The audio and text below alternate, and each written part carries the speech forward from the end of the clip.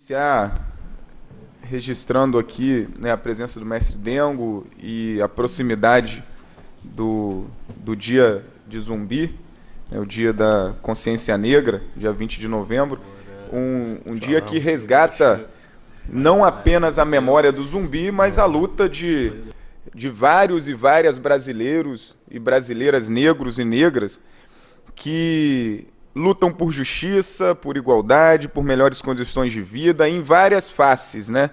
E em várias lutas. Então, tantos outros além do Zumbi, né, que até hoje enfrentam essas lutas cotidianas, e a gente queria, aqui de público, registrar que a gente apresentou e vai entregar amanhã numa atividade junto com o mestre Dengo, uma moção de aplausos pela caminhada do mestre Dengo, pelas periferias da cidade, com os jovens, com os adolescentes, com as crianças, de maneira gratuita, inclusive, com suas aulas de capoeira. O mestre Dengo é uma referência no estado do Rio, na capoeira. Então a gente fez a moção de aplausos, a moção está preparada para a gente entregar amanhã. Então, mestre Dengo, fica aí nossa homenagem, nosso apreço e admiração por toda a tua luta, que é luta por justiça e por igualdade. Eu tenho certeza que a capoeira é uma ferramenta, um instrumento para esse enfrentamento também. E nesse sentido, né, eu queria fazer aqui uma reflexão ainda sobre a questão da necessidade de construir um país, uma sociedade em que a cor da pele não signifique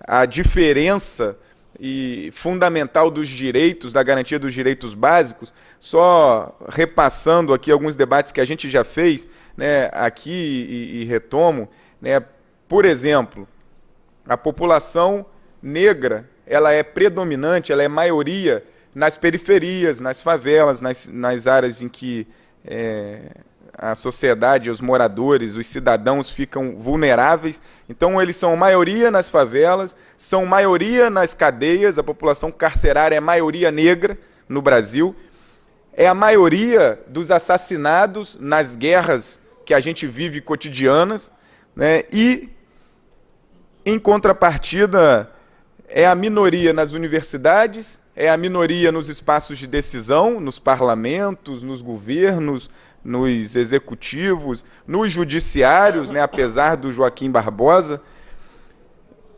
E também é a população jovem e negra a que hoje mais morre e é presa no Brasil. Em especial também os adolescentes que têm menos de 18 anos e que são presos nos sistemas socioeducativos, que não recuperam, infelizmente, porque o Estado brasileiro não consegue cumprir com suas obrigações de dar à juventude os seus direitos básicos.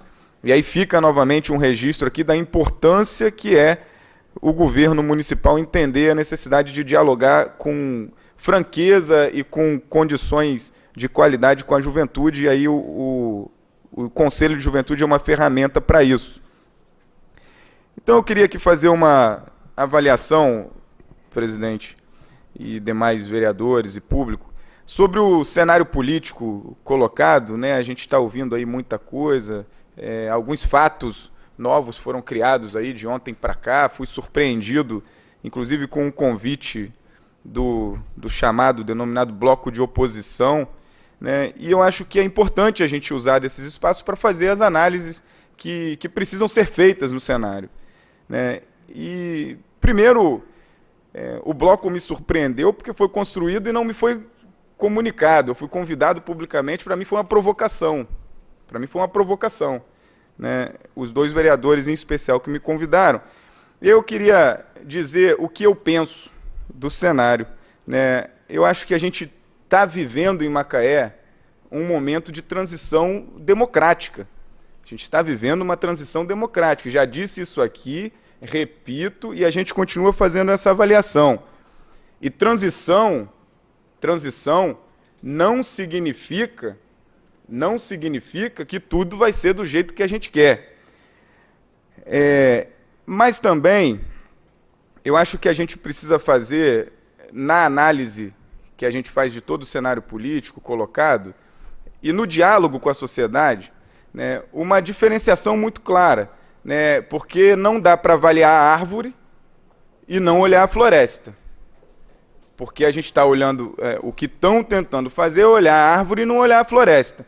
Eu lembro que eu aprendi a fazer política em Macaé vendo os noticiários nacionais falando, e isso movimentava as nossas lutas do nosso campo político ao longo desses tempos, dos sheiks do petróleo, das casas de Miami, das oligarquias, dos petrodólares.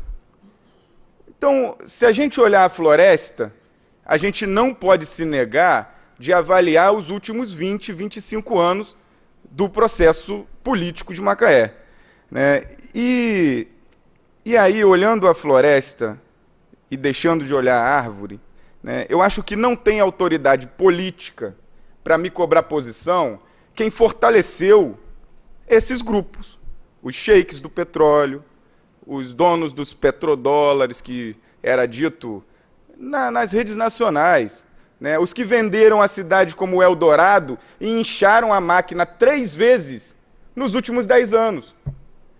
Quem fortaleceu esse bloco não tem autoridade política de me cobrar posição. Bem, as nossas críticas, nossas do nosso campo político e as críticas do tal bloco, elas não têm a mesma intenção. Elas não têm a mesma intenção, que isso fique muito bem claro e pontuado. Bem claro e pontuado. E aí isso significa também que a gente segue uma linha crítica ao governo, porém, a gente tem clareza programática para fazer as críticas. A gente tem clareza do cenário que a gente está colocado. E não tentando fragilizar um momento fundamental para o futuro da cidade, que é essa transição. As eleições de 2012 significaram para Macaé a derrota de um processo histórico de 30 anos.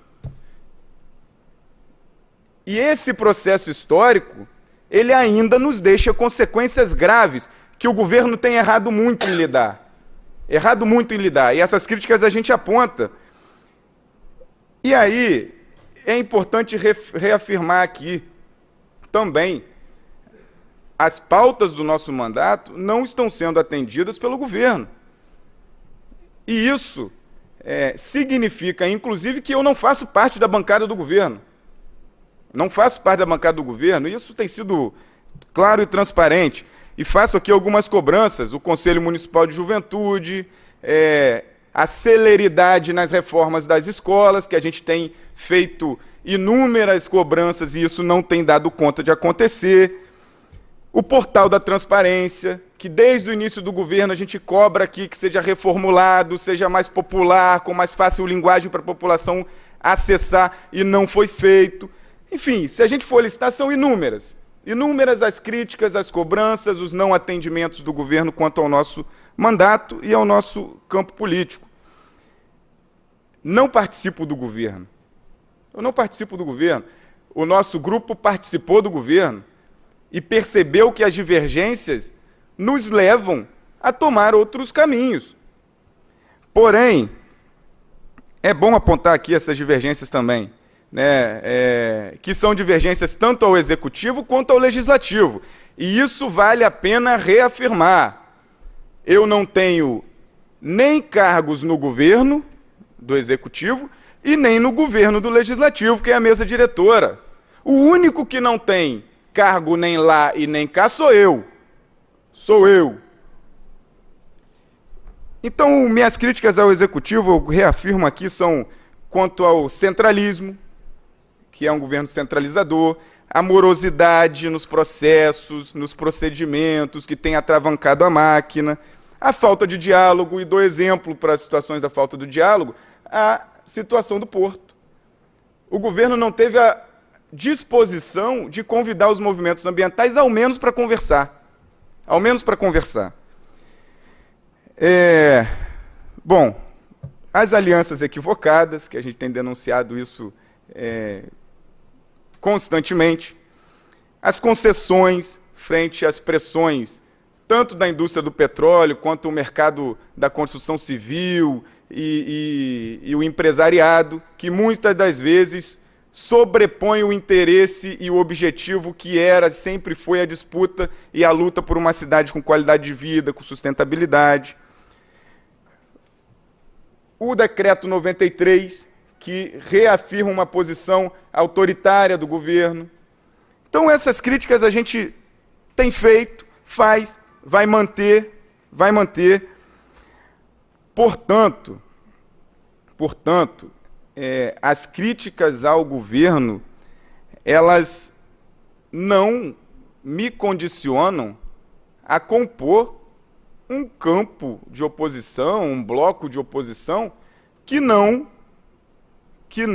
me contempla, que não me identifico com ele. Então, que fique assim muito bem esclarecido, afirmado, colocado, porque eu tenho clareza histórica do papel político que a gente cumpre. Clareza histórica.